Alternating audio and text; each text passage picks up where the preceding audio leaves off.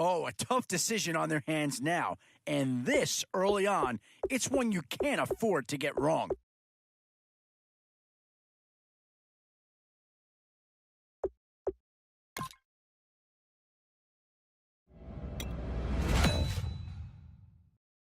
Always a tough decision, offense or defense. It's all about finding the right balance when boy, the skills just leap out at you with this guy. He will be a very important part of this ball club. Yeah, that's the kind of guy who can elevate that entire unit.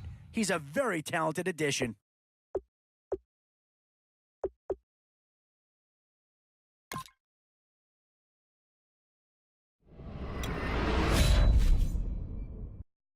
In these middle rounds, you have to start asking yourself, do you settle for what's available now, or do you try and push your luck? Yeah, here's a spot where the fan base would be clamoring for a skill player. But do you listen to him, or go after someone who can help you up front? Where to now? Do you get yourself a big brute for the trenches, or someone who, boy, you talk about a talented player. This guy's one of the best around. 2 words here, difference maker. That's what that pick right there is.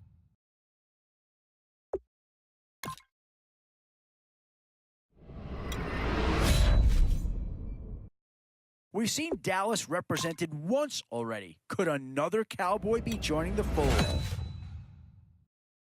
And now is where you need to make these last picks count. Time to fill any holes you can before it's too late. Whoever's making the final decision here might have a coordinator in each year. Do you go offense or defense?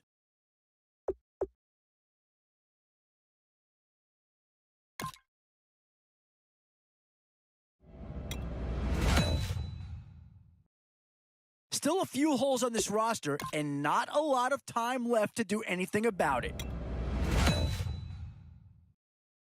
Now it's getting to the time of the draft where you really want to get lucky and hope somebody falls into your lap. Boy, it's finger crossing time now. With the end in sight and a few more holes to fill, you've got to be hoping that there's still a gem or two that becomes available.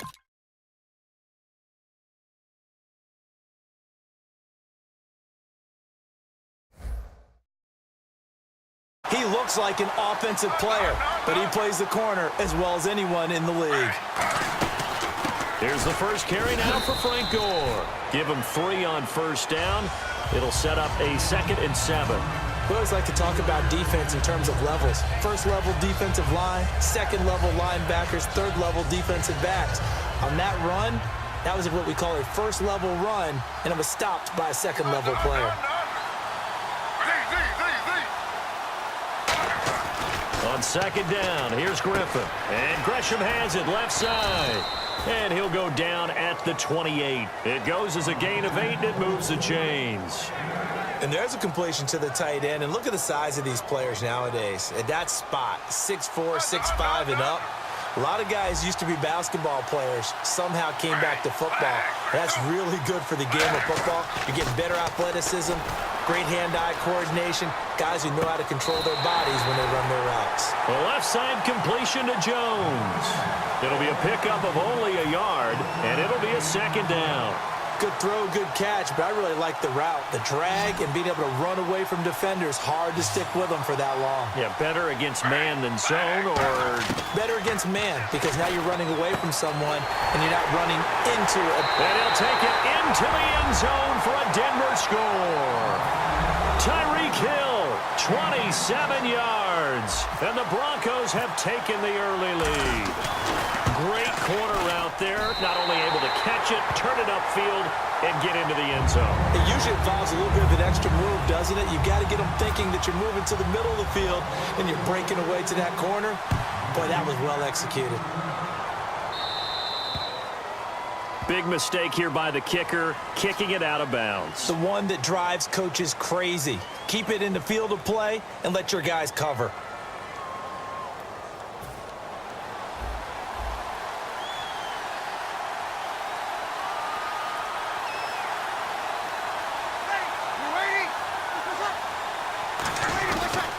Now Allen.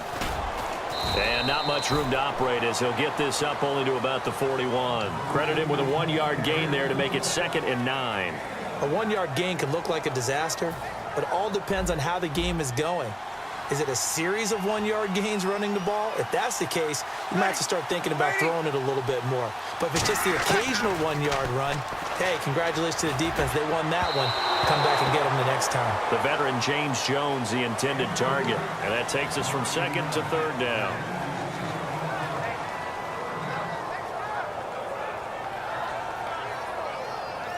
Still 9 yards to go on 3rd down.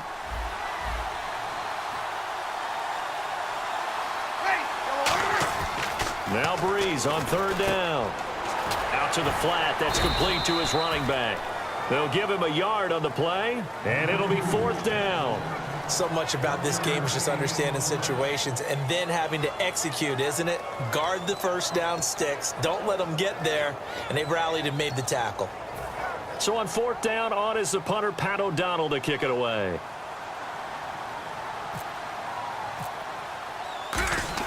And how about this, a fake? Oh, he's got a man wide open, complete. It's a big play that time on the fake punt. And the decision to go for it pays off. They've got a 1st and goal. Okay, that was a fake punt, and it was successful throwing the football.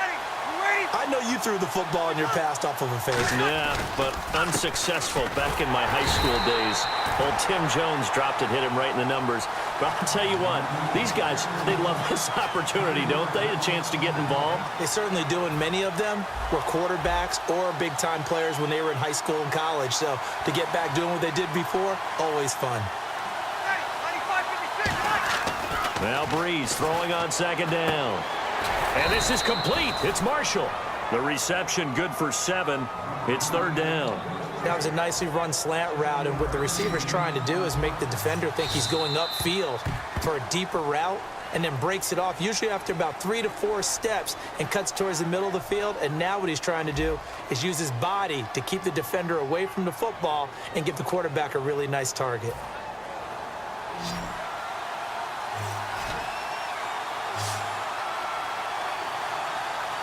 An extra defensive back on the field here for 3rd and goal. Breeze now on 3rd and goal. He dropped it. Couldn't hang on in the end zone. So no 6 points, incomplete. After all the preparation, all the practice, a play like that will absolutely break your heart. They had everything they wanted, just unable to complete it. In the end zone, a big-time drop. Oh, they flip it to the kicker. He looks like he's going to throw it.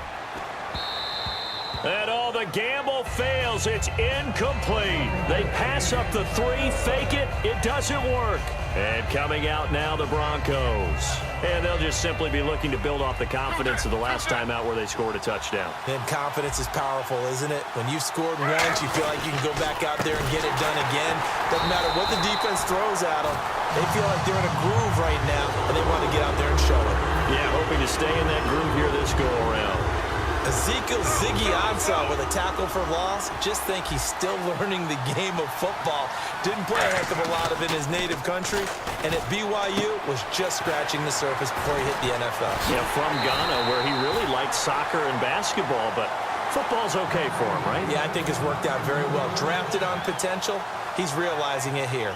And they pick up a 1st down, and that came out of the fullback position. But as you and I both know, that doesn't necessarily mean it's a fullback playing in that spot. Well, times have changed, right? The old school fullback doesn't really exist anymore. We're not getting that same player out of college with all the spread offenses, not very many pro style, where you actually have a true fullback.